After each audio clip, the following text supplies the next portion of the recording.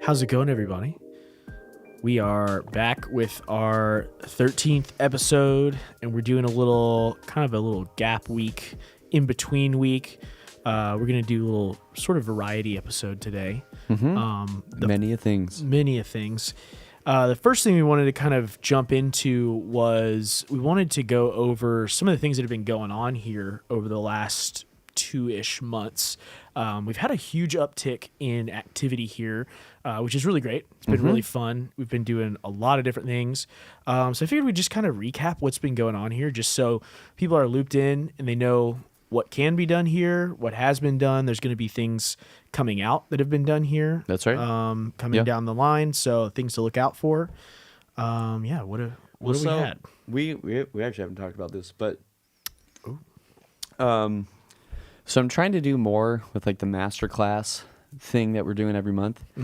Monthly masterclasses every Monday, every last Monday of the month. We've been getting a new person to come in and just talk about what they do. So we had Jamie Glasgow 2 months ago, and he talked about just his photography skills and how to take photos and framing and camera settings and posing and all sorts of different stuff in lighting. And then last month, and like 2 weeks ago, I think it was, whenever the last Monday was, we had Dan Ainspan, who, if you guys know us, you know Dan Ainspan. He's always around. He's always around. He's always floating around the Garden Groove, the grounds. Yeah. Well, he's always doing like tracking in here. Tracking for like covers that he does on YouTube. Did you see I mixed who reposted it? Oh no. Did you not see that? No, I didn't. Who reposted it? Willow fucking Smith. Willow Smith reposted it? She reposted one of his things. Yeah, she reposted that video. Yeah. You're kidding. Yeah, dude, look on her.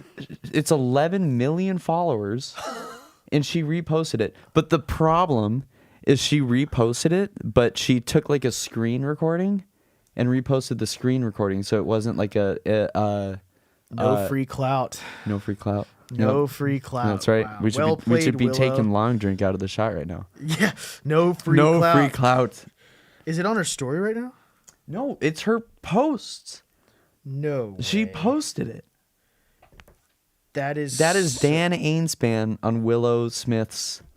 Yeah. Look at that. Isn't that crazy? I gotta send that. He sent me a text, and what did he say? He's like, I think he just said dude. I'm like, what? It's like Willow Smith. But that's always such a crazy thing because we're in such an influencer world, and you would think with 11 million people following her, he should have kind of like blown up, but he didn't really. I was like, what did that do for your following?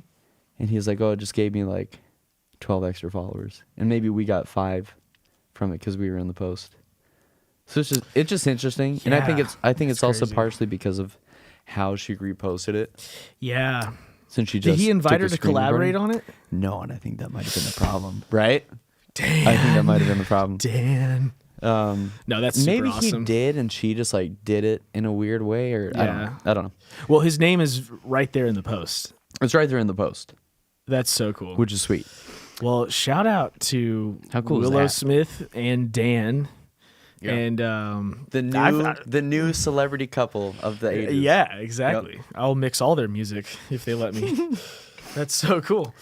Anyway, so he's come in here before, and he's done recording for his covers and all sorts of different stuff that he's doing, and he does his podcast out of here too. But so I'm trying to figure out where to take the master classes, and so Dan did the most recent masterclass where he broke down just like Ableton stuff, and it was really just like the basics of Ableton.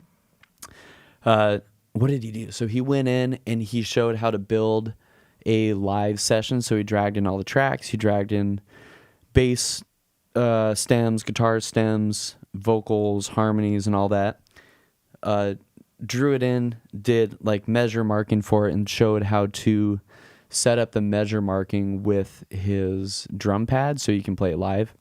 So it was kind of cool. So he was the most recent masterclass, but we're starting to get bigger people for these masterclasses. And so next month we have Tim Buell, who's, if you're a drummer, you kind of know who Tim Buell is. He does all the transcriptions for Vic Firth. So like most of the Vic Firth videos, he did the transcriptions for. So like legendary videos with Aaron Spears. The video that got Aaron Spears famous, like he's transcribed that.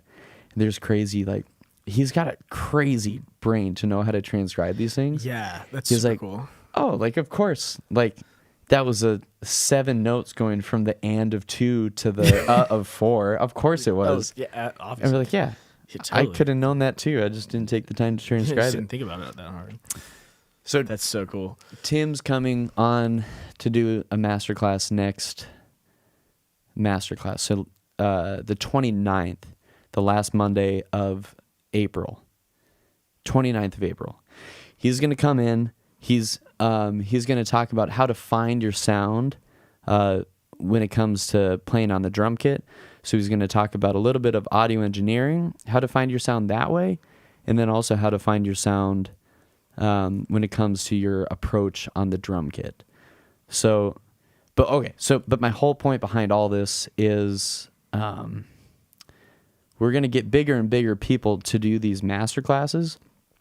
And I've had a few people reach out saying like, hey, how can I access the master class if I was gigging on Broadway or I live in a different state, or like if I can't be there for the master class in person. So I'm building and working with someone to build a part of the Garden Groove site where people can access all the past master classes. Oh, it's a great idea. I'm going to put it behind a paywall. So I think what it's going to be right now is just like $20 to access all the master classes. And I don't know. This is literally just me just thinking out loud. But that's for sure. It's going to be like $20 to access all the past master classes on the Garden Groove website. But then I don't know how to tie that into the podcast. Like how, I don't know. We can figure out more about that. Yeah. But yeah, that's like a new development that's happening with Garden Groove is we're going to dive more into the master classes, get you guys more involved with it. If you're not free on Monday nights, we're going to be live streaming it. So this is the first time we're going to live stream one of the master classes.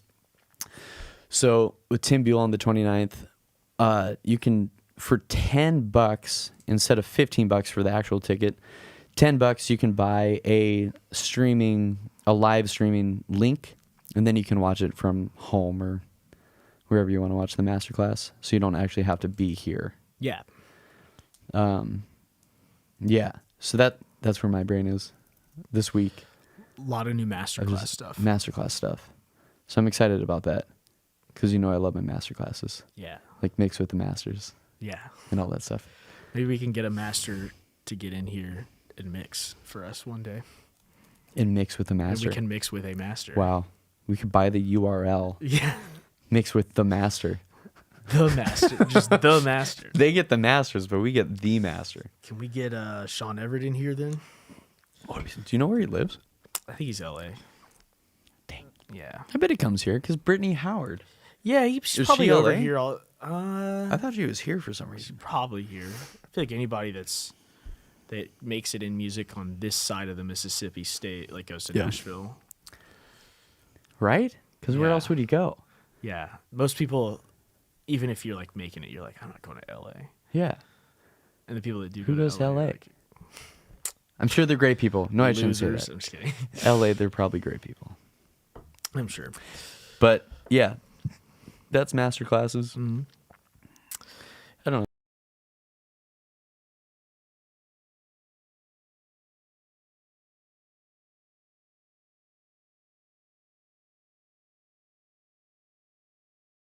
Have Yes. big plans for master classes. Yep. They've been going on. And then we've been doing a lot of tracking in here, which is really exciting. we had a big weekend back in February where we had back-to-back kind of 2 different full band sessions. So the first one was Matt Harrison, and he had the Juice Bar crew with him. That's awesome. Bass and drums, and he was on guitar and sang. And we did a couple takes of them as a 3-piece, and then overdubbed the solo and overdubbed some vocals, and then they kind of took it from there and finished it up at their place. It's coming out soon, right? Yeah, that one's coming. He's releasing an EP right now, so he's going to release maybe 1 or 2 more singles from that, and then he's going to kind of waterfall release the album. Yeah, right. So I think that one's, I know it's the last song they were working on. I don't know if it's going to be the last song on the album or when that one will be out in the mix of songs, but yeah. Then he came in, and then after that we had Michael Witt and their whole band.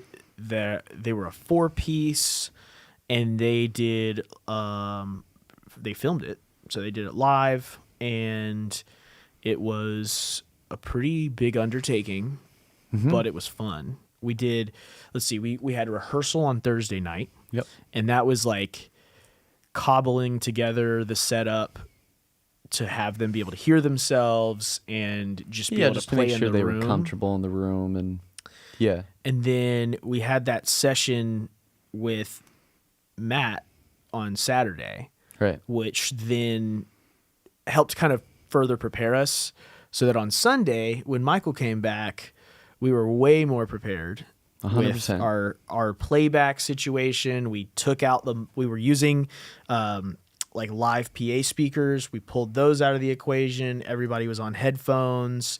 There were lights in here, a bunch of flowers taped up to the microphone stands. It looked so good. It was cool. And I was like back here, and I really am not in the video. And that was what I was goblin mode. Goblin mode.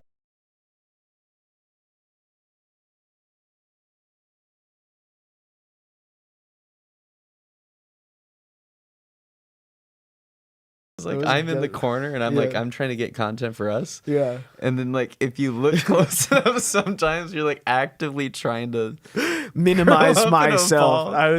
I was really trying not to, because I knew I love being the center of attention, and I will not pretend that I don't.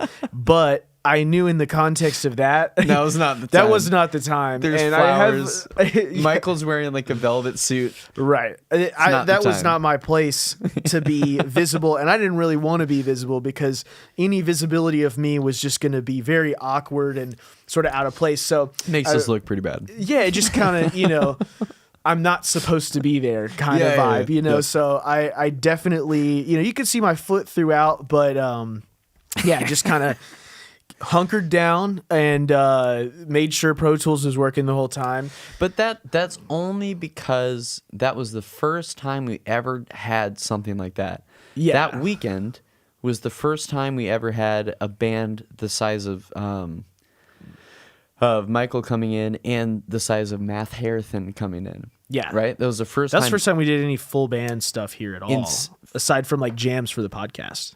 100%. Yeah. So now we have a 20-foot cable. Yes. That makes it so we don't have to be in the shot. We can be in anywhere in the room. You could be outside. Yeah. Up in the loft if you wanted to. Is a little counterintuitive. True. Maybe not. You really would be out of the way. You would be very out of the way. Super out of the way. There would be a cable going People up. might forget you're up there. But the point is, a 20-foot cable solved that problem. Yeah. In which that would no longer be the case. I'm That was mainly saying that for people that are going to come in the future. Yeah. I will not be crouching in the back of your video. There will be no goblins. That was more of a, it was our first time doing it and figuring out where to fit everyone and everything. And that one, we had a limited amount of space on the USB-C cable to go from the rack to the computer. But it came out really good looking. It was not, it was not like I was, right in the middle of their shot. Or or you can't even anything. tell, Yeah, you but- can't even tell. You wouldn't know that I was there unless you start looking for me. So, but yeah, we've kind of changed the orientation of the room a little bit to where all the rack stuff is over on this side instead of back here. So that won't be a problem in the future, but it was kind of funny.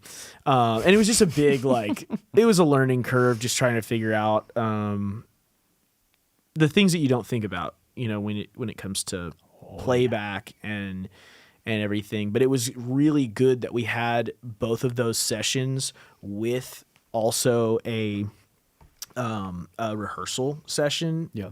The 2 days prior, because that really in 3 days of, and I was over here on that Friday too. So we really had 4 days straight of figuring it out. Yeah. And now we really know what we're doing in this room. I would agree with that. Yeah. Yeah. And things are always improving too. So we're only going to keep getting tighter with it. Even with the master classes, I don't know a lot of things. But so Dan comes in for the master class, and usually the drum kit's in the corner, and we put the chairs vertical in the room. So not wall to wall, but curved around the kit. And Dan's like, well, why don't you just make it parallel? Why don't you make the chairs parallel with the accent wall? Yeah. I'm like, okay, whatever, Dan. It's not going to be there's more room. And there's more room. There's totally more For room. some reason, we could fit all 20 chairs. Wow. Why does that work? Why does that work? I don't know. I sometimes space. I don't do math too good, but sometimes the way that stuff pans out is very. Yeah. It's confusing. It's enigmatic. The way space works sometimes. This is a great word. The way that things, you get more space out of a different configuration, it doesn't really add up. But Doesn't make any sense. But that's the name of the game here at Garden Groove. it kind of is. Is. Figuring out how to Highly efficient maximize spatial usage. Yeah. I think that's true. And then we've had other things. We had Dan come in and did that cover we just all freaked out about. I say all. With Willow Smith. With Willow Smith. That's right. With a recording of Willow Smith. It's almost like she was there. She's almost there pretty much. And then what else have we done? This month I feel like this month was a whirlwind. I think a lot of it was I had a lot of mixing stuff going on too. That is totally stated with these podcasts. Yeah. Oh yeah. You're mixing all this and I'm never shouting it out, which is totally my bad. Oh, that's okay.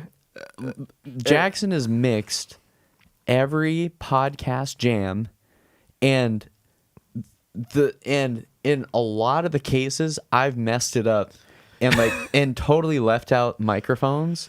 I messed up inputs and all this, and Jackson's like, "Oh yeah, it's totally fine." It's a great makes it work every single exercise. time. Yeah, I'm sure it's a great How exercise. do I get a kick drum back when the kick mic isn't present? Even there, which is actually a case. I turned a snare mic into both kick and snare mic. Man, that's a whole video in and of itself. We should do that video. Let me teach you how to That's a good look for us. Though. Well, I swear we know what we're doing. Sometimes, in the heat of the moment when you're switching everything around, it's an input is messed up or something. But we've had that problem less and less over time. Well, it's only been with the podcasts. Yeah, that is true. And it's usually in the chaos of moving things around that the kick is in a different input than we thought it was. The problem is literally anytime you're not the audio engineer on the session, then it happens. If it's me frantically getting done with the fourth podcast of that Sunday and then having 30 minutes to put together our podcast, that's when I mess things up. Well, all of this can be solved if somebody wants to mail us some athletic tape that you can write on. Because we would just, I don't know why, I guess we're just so strapped for cash we can't go get it ourselves. So somebody wants to make a donation of some athletic tape, you can get it at Home Depot. That's or right. get it at Literally anywhere. Anywhere. We're just if we just did that, literally we would just label everything, That and then would it solve would some always problems, for sure. yeah. So Has not kicking been the ourselves case. a little bit on that, but yeah, we did the Gears podcast 2 weeks ago, Where and you mixed 4 songs. yeah, 4 songs, Not just for a podcast, but you mixed 4 songs for a podcast, yeah. which it That turned was- out so well. That was fun. That was a lot of fun. It's really fun mixing live stuff. Yeah. And that was something that I always kind of I wouldn't say I like shied away from it. I just always thought studio recording was like cooler, and cuz you can do more different stuff, but there's something about mixing a band live or mixing a live recording after the fact where you have to be creative in ways that you wouldn't have to be with a studio thing, and like just to get like, not necessarily that you have to cover things up, or if you're playing with a good band, if it's a good band that you've recorded, they're going to be on top of it. They're going to sound great. Yeah. It's where you get to be creative is like, how do I get this thing as tight sounding as possible? How do I get it to where I get it as close to a studio sound without it sounding over processed and like squashed? How do I get this thing sounding just like as pristine as possible while still preserving that live feel? Yeah. It was a fun project. Doing Michael's thing and doing the Gears thing was really fun. Yeah. And every time we do a podcast jam is a little bit of that. But playing with a different band every that's time. playing like a song or multiple songs that they are, they've rehearsed, they've already recorded it, it's been on a record, and they're going to come in and play it. Yeah. And then mixing it to sound as much like the record, but also as much like just a pristine live performance as Right. possible. It's fun. It's a fun Do challenge. you do like what we were talking about earlier? Do you have like a mental image when you're going into mixing it? Or like, because I'm trying to think of like what Connor was talking about in the last podcast. Where Yeah. he sees. I'm not trying to say I don't it's like get his, woo-woo, but like- like he sees Elisa's son in the room. Yeah. Do you think about it like that? I don't get as for a live thing, I don't like go too theatrical with it, but I mix in audience perspective, which Right. normally I mix in drummer perspective because if I'm making music or if I'm listening to a band, I'm always imagining me as the center of the song, and I'm building this song around myself. And that starts with Wow. being behind the kit So like, yeah, if you're listening, mentally. if you're saying if you're listening to someone else's music, Or mine. you're seeing or I'm yourself like- as the center. I place myself Yeah. in the center of the song where it's like this band is around me. Yeah. And so I always mix in drummer perspective. Wow. Because yeah, the overheads, Yeah. And like, you'll flip them. right. I know. Yeah. Because this is the drummer's left hand, this is the drummer's right hand. Right. So this should be the left and the right overhead. Because that's your perspective. Is And then you Yeah. have the drums are built around you where there's a tom here and a tom here, and the hi-hat's over here and the ride's over here. And then there's a guitar and a bass right up the middle and a vocal. Yeah. But when it's You got that diagram. yeah, and That like I've in my seen, head, yeah. I'm imagining myself building this track around me Yeah. from the perspective of myself or the musicians in the song. But then if it's live, and there's different schools of thought here. If it's live, I just go, when I look at the band, where is everything? Yeah. So I kind of like that. with Gears, I'm looking at the band. Gears is Jackson's solo project. That is not my solo project. Gears is. Sorry. I went to school with them. I heard but- Gears and then Magnolia my Grove. mind went to Grove. Yeah, Magnolia Yeah. Grove would be my solos. Jesus, that was awful. Gears Band is- yeah. revolving door lineup. Gears is Solo, episode 11. somewhat project. But Magnolia Grove is your stuff. Is Yeah. your solo project, it sounds. But with Gears, It it's is. like Yeah. when they were playing. I'm looking at this drum kit. I'm looking at this drum kit. I'm seeing the hi-hat here. I'm seeing this tom. I'm seeing this tom. So Yeah, it's an audience perspective. my speakers are right here, and I'm just closing my eyes and going, well, where are all the pieces of the kit? Well, the tom's the rack tom's right there. It's not over here. Right. So I'm not going to pan that all the way. Right. I'm going to put it kind of in the middle, but a little to the side. Mm-hmm. And the hi-hat's over here, so the hi-hat should feel farther away. And then the floor tom, I can kind of get away with pushing that more over because it is all the way on the side here. And so it's like I'm building this drum kit from the perspective of looking at it. And then with like Chandler, you know, he's singing. So I have him front and center with the vocals. But then with the guitar, I don't want that to be right underneath. And his amp is literally physically a little bit to the right. Right. So I would pan it a little bit. Or to the left if you're facing the stage. Yeah, that's what you're saying. Stage right if you're facing the stage. But then I also think about, like, when I hear a studio mix, it's a little more compressed than a live version. Yeah, for sure. Would you agree with that? Mm-hmm. Yeah, I feel like... Because it's a little tighter. It's a little closer. Yeah. It's not as far away. Because when you're getting a live mix, you want to hear, like, the room.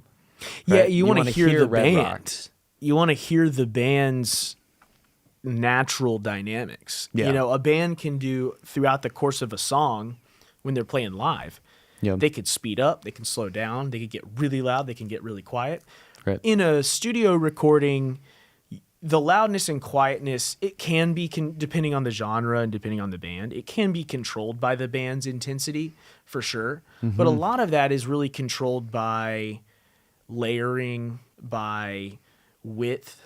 Yeah, that's a good point. Where it's like a verse might be a little bit drier on the drums, and then when you go into the chorus, there's like more reverb on the drums. They automate the parallel. Yeah, the parallel bus, or I've even heard of people like bringing the overheads in and then widening them in the chorus. Yeah, I never thought about that. Guitars, notoriously, just adding 2 or 3 layers of guitars for the chorus, especially on like, you know, a lot of rock stuff. You know, you'd have like just a single, you know, left, right guitar in the verses. And then when the chorus comes in, then you add, you know, a couple of layers or something. So that's where you're getting a lot of the dynamic changes in a lot of songs. And then especially if you go like more pop or hip hop. It's almost like density changes. Yeah, exactly. Or like fullness changes. Or just like accents coming in and out, or different instruments coming in and out. Like, which there's not a lot of. Like, I'm thinking of the Chili Peppers, like their older stuff. They would compress the heck out of that snare. Yeah. So the ghost notes were just as loud as the accents. I don't know. And then live, it's like you can't really, like, if you tried to compress that too much, it would start to sound like this muddled. Well, like your ear, like it would sound like the perspective that you're sitting right next to the snare drum. Right. Which is, you don't want the snare drum unless on it's live a so-far session. Yeah. That's not the case. Yeah. It's like you really want it to, in my opinion, if you're mixing a band live, you want to, compression to me is more of like hitting the brakes. You know, and like, shout out to Chandler Grammer, but there's no compression that will keep that man's voice reined in. That's right. When he hit those high notes, that thing was just gonna distort.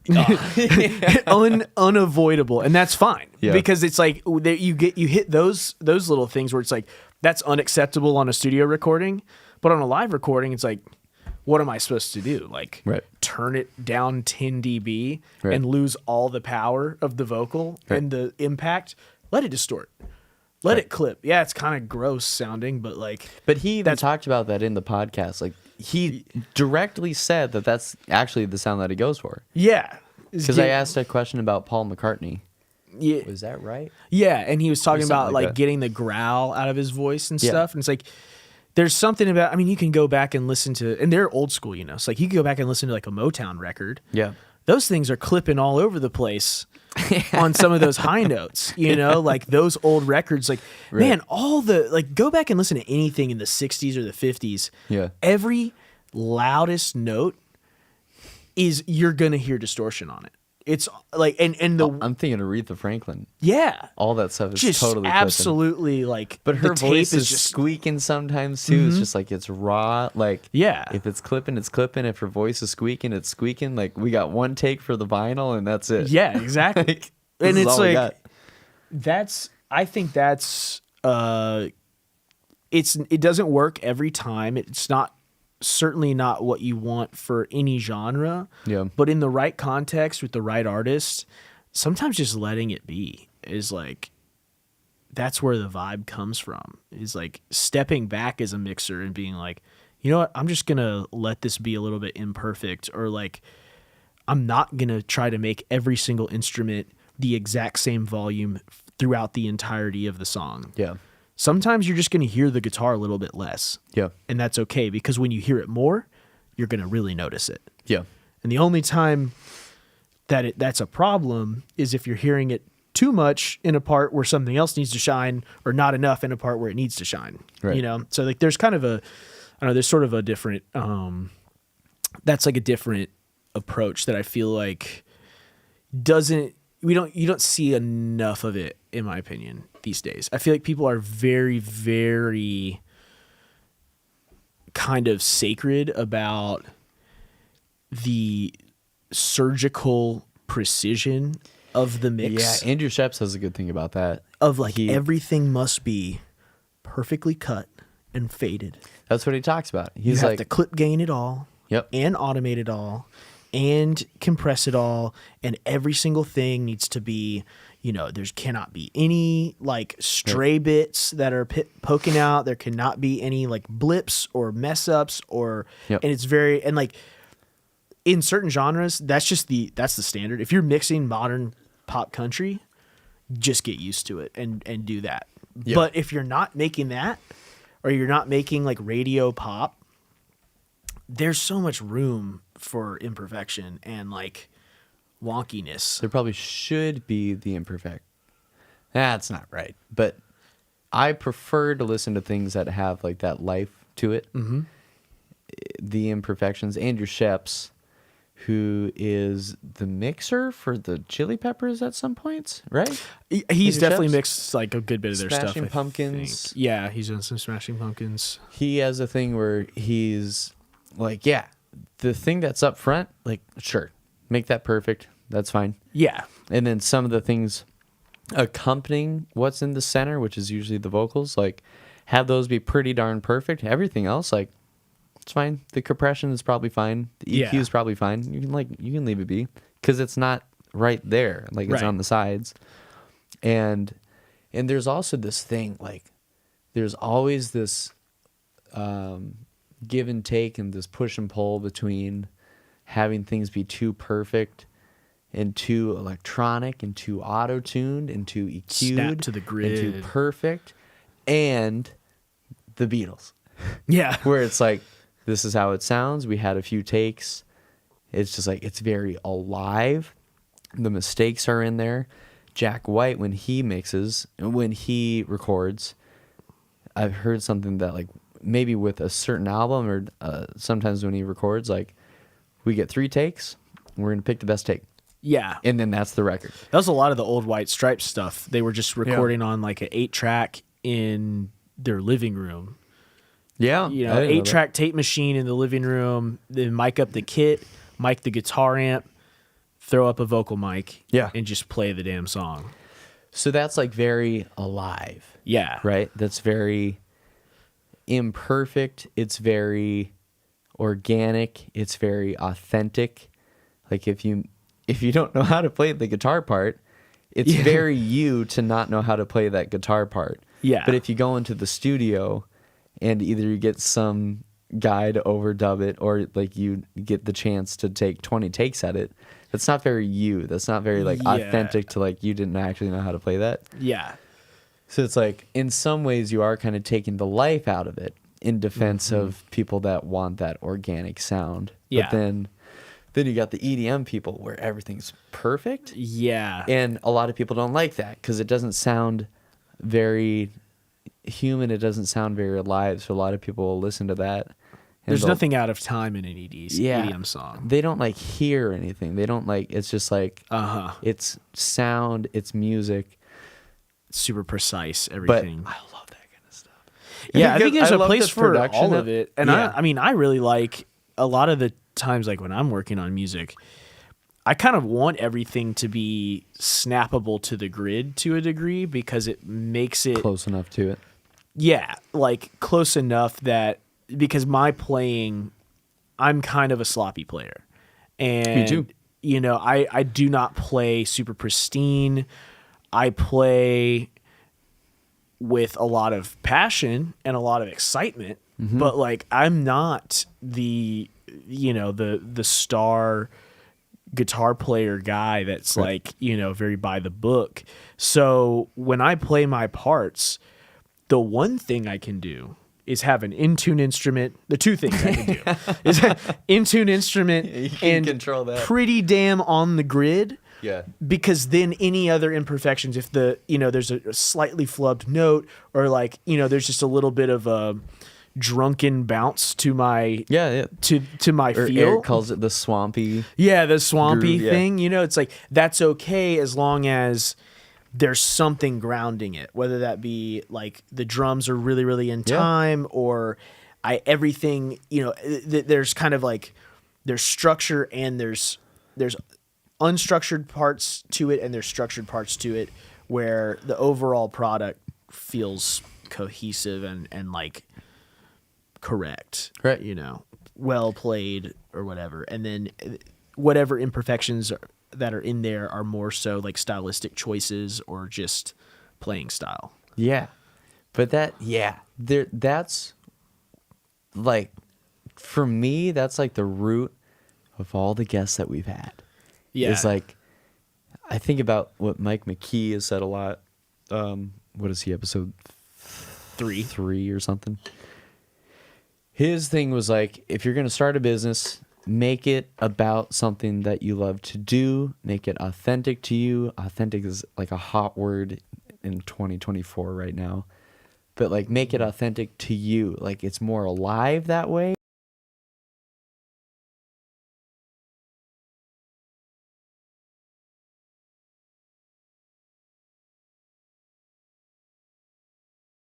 The more you process things, which is what I do with my production, which I'm trying to get out of.